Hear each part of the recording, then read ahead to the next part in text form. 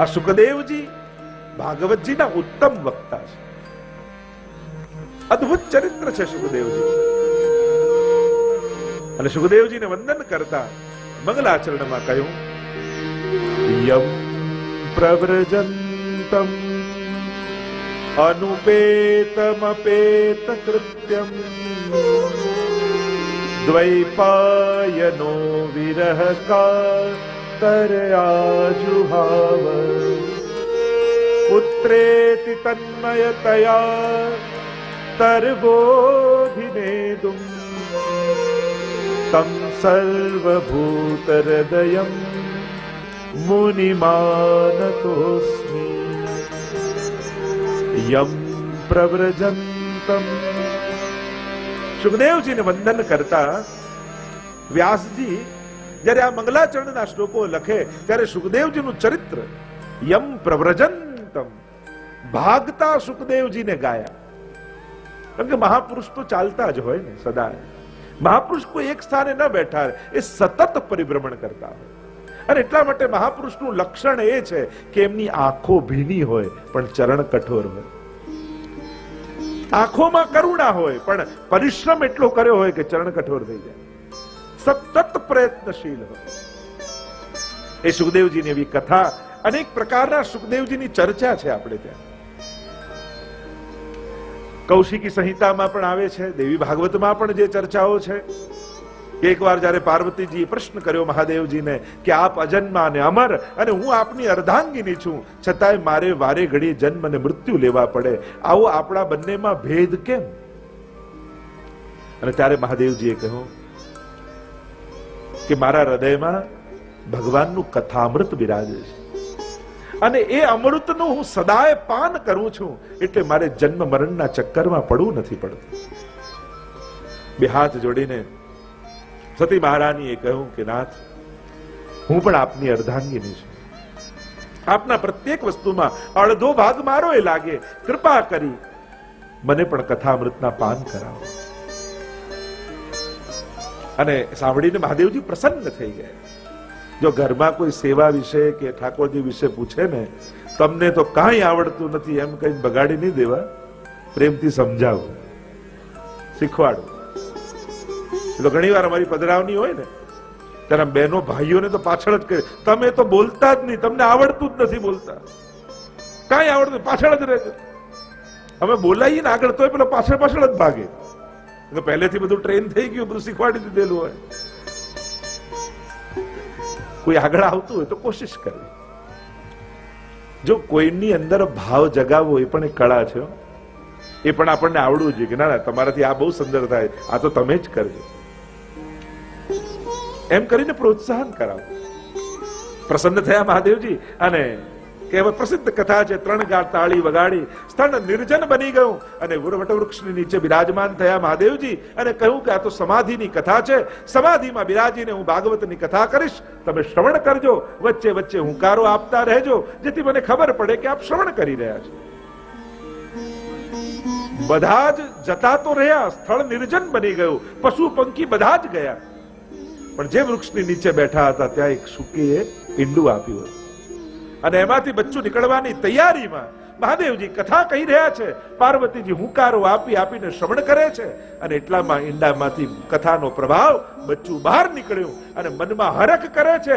લોકો પોતાના જીવનના અંત સમયમાં ભાગવત સાંભળે અને હું તો એવો ભાગ્યશાળી છું કે જીવનની પહેલી ક્ષણમાં ભાગવતના શબ્દો મારા કર્ણમાં પડી રહ્યા. આ કાનમાં કોઈ પહેલા શબ્દો પડ્યા તો એ ભાગવતના પડ્યા. એવો ભાગ્યશાળી હું છું. અરે આ કથા અમૃતથી હું વંચિત ન રહી જાઉં. અને કહેવાય કે એ સમયે પાર્વતીજીને નિંદ્રા આવી ગઈ અને શુકનો સ્વભાવ જે સાંભળે એ બોલવા લાગે અને મનમાં એમ થયું કે આ કથાથી વંચિત થઈ જઈશ જો ખબર પડી જશે મહાદેવજીને કે પાર્વતીજી સૂઈ ગયા છે. એટલે ઉડતો ઉડતો આવી પાર્વતીજીના ખોળામાં બેસી ગયો. જે રીતે હુંકારા પાર્વતીજી આપતા હતા એ રીતે આ શુક આપવા લાગે. હું કરીને હુંકારો આપે છે અને મહાદેવજીને એમ થાય કે પાર્વતીજી કથાનું શ્રવણ કરી રહ્યા. પણ જ્યાં નેત્રો ખોલ્યા મહાદેવજીએ જોયું તો પાર્વતીજી નિંદ્રાધીન છે, ગોદમાં બેસેલું એ શુકનું બચ્ચું હુંકારો આપી રહ્યું. અરે મારી આ દિવ્ય કથા કોઈ અનધિકારીના હાથમાં ન જતી રહે. ત્રિશૂળ કાઢ્યું મહાદેવજીએ અને ભાગ્યા શુકને પકડવા માટે. શુક ઉડતું ઉડતું ઉડતું ઉડતું આગળ જાય. મહાદેવજી ઉભા રે કરતા કરતા ત્રિશૂળ લઈને પાછળ દોડી રહ્યા છે. અને એવી કથા શાસ્ત્રોમાં કહેવામાં આવે, વ્યાસાશ્રમમાં શુકે પ્રવેશ કર્યો અને શુક વ્યાસ પત્ની જ્યારે બગાસું ખાધું અને શુક અંદર પ્રવેશ કરી ગયો, ભીતર પ્રવેશી ગયો. એટલે કથામાં બગાસું આવે ને તોય ભાગવતના શ્લોકો અંદર પ્રવેશે છે એમ માને. એટલે અહીંયા તો સુઈ જાઓ તોય ભાગવતમાં બેઠેલો વ્યક્તિ સુઈ જાય ને તોય ભગવાન એના પર કૃપા તો કરે જ છે. ઘણી વાર કહું ને, બોલો નાવ એક કિનારેથી બીજી કિનારે જતી હોય અને નાવમાં તમે બેસીને સુઈ ગયા હો તો એ નાવ પાર તો ઉતારે જ છે. એમ કથાનો પંડાલ એ ભવપાર ઉતરવાની નૌકા છે. અહીંયા બેસીને સુઈ જાઓ તોય તમને પાર ઉતારે. એવો આ કથાનો પ્રભાવ. કારણ કે આ સ્થાન હવે સાધારણ નથી. ઘણીવાર સમજ નાની હોય, સામર્થ્ય નાનું હોય, પણ આશ્રય મહાનનો કર્યો હોય ને તોય તરી જવાય. તમે જે આશ્રય કરીને બેઠા છો એ સ્થાન, એ સમય અને એ કથા એ સાધારણ નથી. એનામાં સૂતેલાને પણ તારવાની તાકાત છે.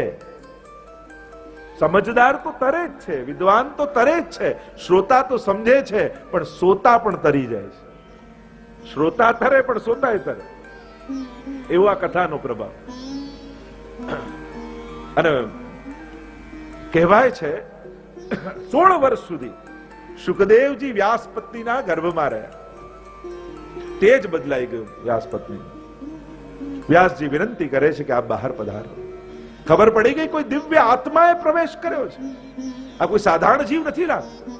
અને જ્યારે જ્યારે વિનંતી કરે કે આ બહાર પધારો ત્યારે અંદરથી એક અવાજ આવે, એક શરતે બહાર આવું, જો ભગવાન અહીંયા આવે અને મને વચન આપે કે એમની માયા મને ક્યારે નહીં લાગે તો હું બહાર આવું. વિનંતી કરી છે પ્રભુને. પ્રભુએ આવીને વચન આપ્યું છે. આ ભાગવતના ઉત્તમ વક્તા અને ઉત્તમ શ્રોતા બંનેને જુઓ, બંનેને ગર્ભમાં જ ભગવાન મળી ગયા. ઉત્તમ શ્રોતા કોણ? પરીક્ષિત મહારાજ. અને જ્યારે અશ્વત્થામાએ બ્રહ્માસ્ત્ર છોડ્યું અને ગર્ભમાં બાળવા માટે ઉત્તરાના ગયું બ્રહ્માસ્ત્ર, ત્યારે અંગુષ્ઠ માત્રનું રૂપ ધારણ કરી પરમાત્મા ગર્ભમાં પ્રવેશ કરે છે અને ચારે બાજુ સુદર્શન લઈ અને ગર્ભની રક્ષા કરે છે. ગર્ભમાં જ પરીક્ષિત મહારાજને પરમાત્માના દર્શન થયેલા. અને આ સુખદેવજીને પણ ગર્ભમાં જ પરમાત્માએ દર્શન આપ્યા છે, વચન આપ્યું છે. વિચાર કરો, ભગવાન મળ્યા પછી પણ ભગવાનની કથામાં એટલી જ આસક્તિ છે. એટલે કથા ભગવાન મેળવવા માટે નથી, ભગવાન મળી જાય પછી એ કથા તો પ્રાપ્ત કરવાની જ રહે છે. કથા તો આનંદદાયક રહે છે. અને અહીંયા વચન આપ્યું, સુખદેવજી પ્રગટ થયા. પ્રગટ થતાની સાથે ઘર છોડીને ભાગ્યા. અને વ્યાસજી એમની પાછળ પાછળ. આટલા વર્ષે દીકરો પ્રાપ્ત થયો અને ઘર છોડીને જઈ રહ્યો છે. પુત્રેતિ તન્મયતયા તરવોભિનેદું, પુત્ર પુત્ર બૂમો પાડતા પાડતા વ્યાસજી સુખદેવજીની પાછળ પાછળ ભાગે છે. યમ પ્રવ્રજંતમ અનુપેતમ અપેત કૃત્યમ વ્રજ ગતૌ ધાતૌ, વ્રજ ગતૌ જવું અને પ્ર ઉપસર્ગ લગાડી એટલે સંન્યાસ લઈને જવું. સંન્યાસ લઈને ભાગ્યા છે. અનુપેતમ અપેત કૃત્યમ, જેના હજી જનોઈ આદિ સંસ્કાર પણ બાકી છે કરવાના. આચાર્યો કહે કે જ્યાં વિકાર હોય ત્યાં જ સંસ્કારની જરૂર પડે. અહીંયા તો કોઈ વિકાર જ નથી, પછી સંસ્કારની શું આવશ્યકતા? વસ્ત્રો આદિ પણ નથી. કહેવાય કે દરેક બ્રાહ્મણ પાસે 4 ગાંઠ હોય, ચોટીમાં, ધોતીમાં, પોથીમાં અને જનોઈમાં. આ 4 ગાંઠ દરેક બ્રાહ્મણ પાસે હોય. પણ સુખદેવજી તો દરેક ગાંઠોથી મુક્ત છે. નથી ચોટી, નથી પોથી, નથી ધોતી, નથી જનોઈ. દિગંબર અવસ્થામાં ભાગે. દિશાઓ જ જેના અંબર એને કહેવાય દિગંબર. દિગંબર દિશાઓ જ જેના વસ્ત્રો છે. જાણે ભગવાન સિવાય જેને કણકણમાં બીજું કાંઈ દેખાતું જ ન હોય એને પહેરવા ઓઢવાની કોઈ ચિંતા જ ન હોય.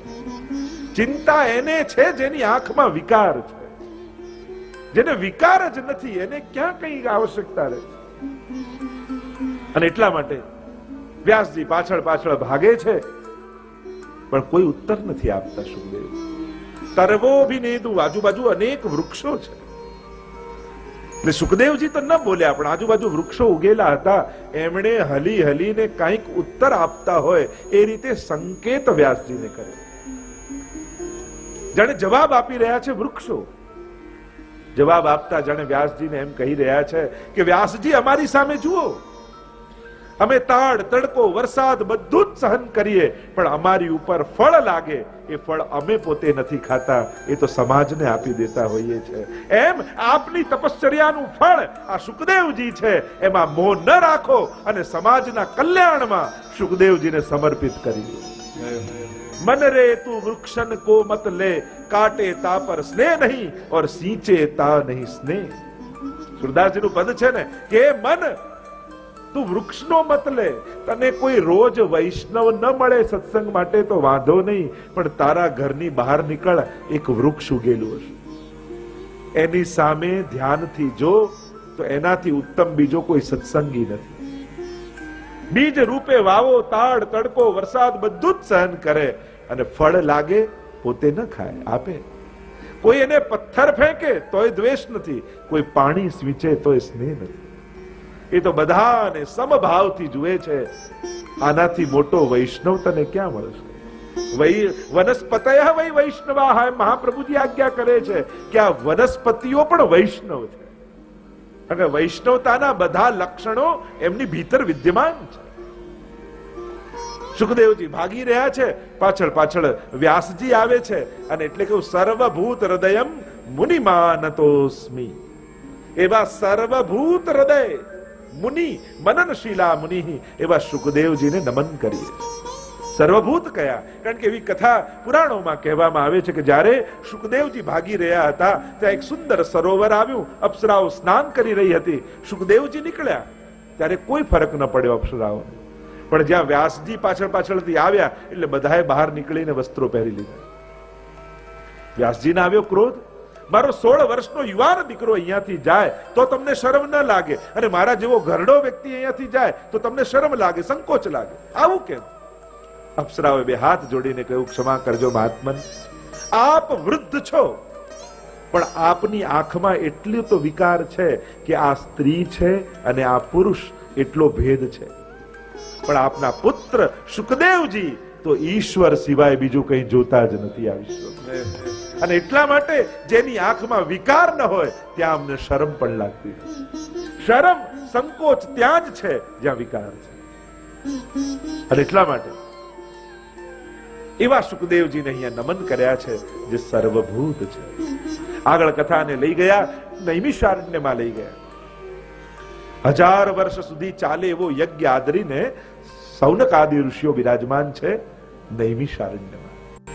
બ્રહ્માજી પાસે ગયા અને પૂછ્યું કે યજ્ઞ ક્યાં કરીએ? અને પોતાનું જ્યારે ચક્ર છોડ્યું બ્રહ્માજીએ મનોમય, અને એની ચક્રની જે ધરીનો ભાગ હોય, વચલો ભાગ કે જ્યાં મન સ્થિર થાય એને કહેવાય નૈમિષારણ્ય.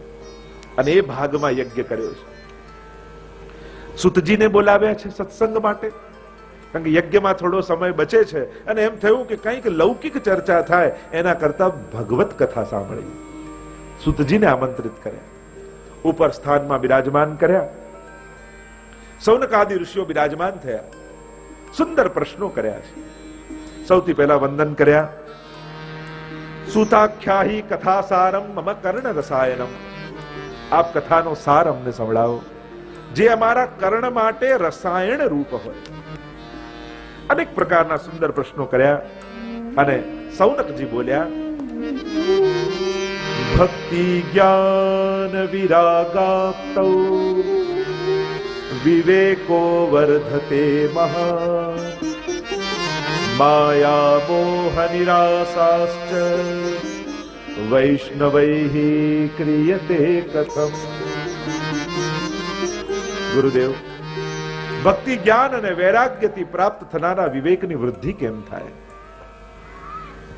વૈષ્ણવ માયા મોહથી મુક્ત કેમ બને? આ કલયુગમાં જીવ આસુરી વૃત્તિ વાળો થઈ ગયો છે. એવો કોઈ ઉપાય બતાવો કે ક્લેશથી જીવ મુક્ત થઈ શકે. અમને એવા કોઈ સાધન બતાવો જે શ્રેય કરનારામાં પણ શ્રેય કરનારા હોય, પાવન કરનારામાં પણ પાવન કરનારા હોય, અમને ભગવાન મેળવી આપે એવું કોઈ સાધન બતાવો. અનેક પ્રકારના પ્રશ્નો કર્યા. કોઈ મહાપુરુષ મળે, કોઈ સંત મળે, કોઈ મહાત્મા મળે, ત્યારે એની આગળ કેવી ચર્ચા થાય, કેવા પ્રશ્નો થાય, કેવી વાત થાય, એ વિવેક છે આપણે ત્યાં. સંસારી વ્યક્તિ આગળ સંસારની વાત થાય અને ભક્તોને ભગવદીઓ પાસે ભગવાનની વાત થાય. બને એવી કોશિશ કરવી, ભગવત ધામોમાં, ભગવત સત્સંગમાં, ભગવત સ્થાનોમાં, મહાપુરુષોની આગળ બને એટલી લૌકિક ચર્ચા થાય એ ટાળવું, કે લૌકિક ચર્ચા જેમ ટાળી શકાય એનો પ્રયાસ કરે. પ્રશ્નો કર્યા. ગુરુ વંદના કરતા સૌનકજી બોલ્યા, ચિંતામણીર લોક સુખમ સુરદ્રોહો સ્વર્ગ સંપદમ પ્રયચ્છતિ ગુરુ પ્રીતો વૈકુંઠમ યોગી દુર્લભમ. ચિંતામણી પ્રસન્ન થાય તો સંસારનું બધું સુખ આવે. ચિંતામણી લોક સુખમ સુરદ્રુહુ સ્વર્ગ સંપદમ. જો કલ્પવૃક્ષ પ્રસન્ન થાય તો સ્વર્ગનું સુખ મળે, પણ જો ગુરુ પ્રસન્ન થાય તો યોગીઓને દુર્લભ એવું વૈકુંઠ ધામ મળી જતું હોય. અને એટલા માટે જ્યારે ગુરુ મળે ત્યારે આ ચિંતામણી અને કલ્પવૃક્ષ કરતા પણ શ્રેષ્ઠ ગુરુજન છે એમ કહ્યું. કે એનાથી લૌકિક સુખ, બીજાથી સ્વર્ગનું સુખ, પણ ગુરુની કૃપાથી તો આ જ લોકમાં વૈકુંઠનો આનંદ મળી જતો હોય છે. સાધારણ ગુરુ વૈકુંઠ પહોંચાડે અને ઉત્તમ ગુરુ વૈકુંઠ ભક્ત સુધી લાવી દે. એ ભક્તનું જીવન એવું બનાવી દે કે લોકો એની પાસે આવીને ભગવાનને મળ્યા એનો આનંદ એને અનુભવાય. ઘણા જીવ, ઘણા મહાત્મા, ઘણા આચાર્યો, ઘણા ગુરુજન એવા હોય જેની પાસે જઈએ તો એમ લાગે જાણે ભગવાનની બાજુમાં બેઠા હોય. એની વાણીમાં, એના વિચારમાં, એના વ્યક્તિત્વમાં ભગવાનનો અહેસાસ આપણને થાય. એવા ભગવતીનો સંગ એ વૈકુંઠ કરતા પણ ઉત્તમ છે એમ કહે. તો ચિંતામણી સાધારણ સંસારનું સુખ આપે. હા, ગુરુ પાસે જઈને બેઠા બધી ઈચ્છાઓ પૂરી થવાની, એનું એવું સામર્થ્ય છે. એનો સ્વભાવ એવો છે કે ભક્તને દુખી નથી જોઈ શકતો. કલ્પવૃક્ષ એની પાસે માંગવું ન પડે, ઈચ્છો એ પૂરું થાય એવું કલ્પવૃક્ષ છે. શ્રી વલ્લભ કલ્પ દ્રુમ ફલ્યો, ફલ લાગ્યો વિઠ્ઠલેશ, શાખા સબ બાલક ભય, તાકો પાર ન પાવત શેષ.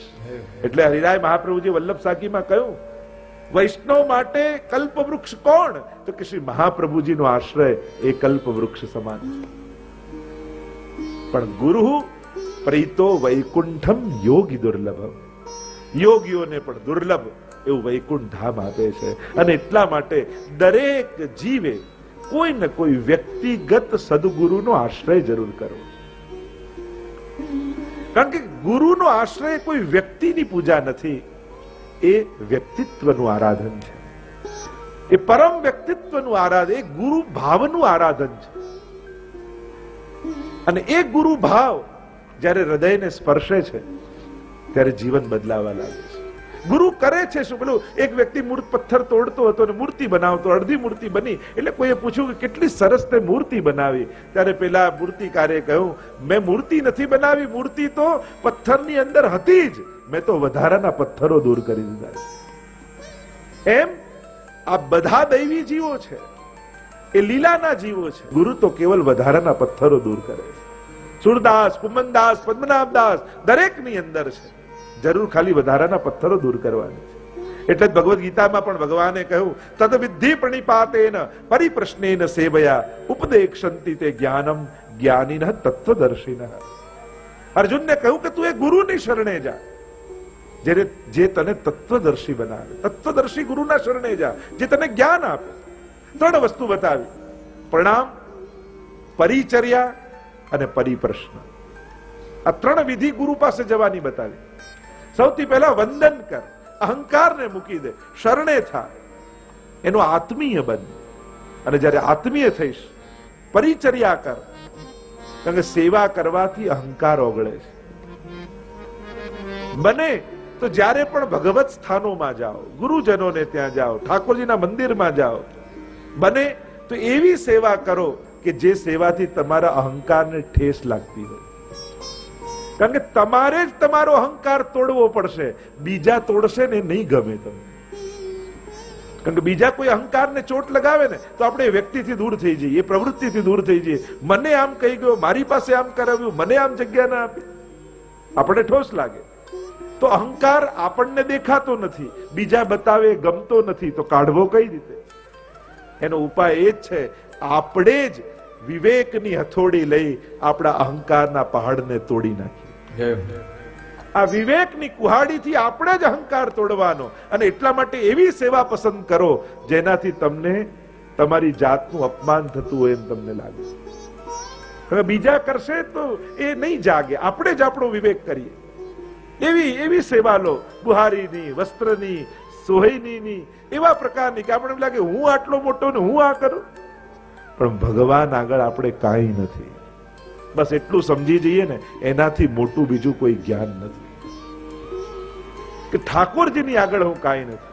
મારો અહંકાર સંસાર સુધી રહે ત્યાં સુધી બરાબર છે, પણ પ્રભુને બે હાથ જોડીને કહેજો કે એ અહંકાર ક્યાંક મંદિરની અંદર ન ઘૂસી જાય, એના માટે પ્રભુ મને સાવધાન બનાવજો. કારણ કે સંસાર સુધી રહે ત્યાં સુધી હું માફ છું, પણ એ જ અહંકાર લઈને હું તારી પાસે આવી ગયો ને, પછી મને બચાવનારું કોણ? કારણ કે પછી એ જ મારું પતન કરી દેશે, મારો મત. અને એટલા માટે હંમેશા સાવધાન રહેવું. ભગવત સ્થાનોમાં જ્યારે પણ જાઓ ત્યારે કોઈ પણ પ્રકારનો મદ નહીં રાખો, દૈન્ય થઈને આવો.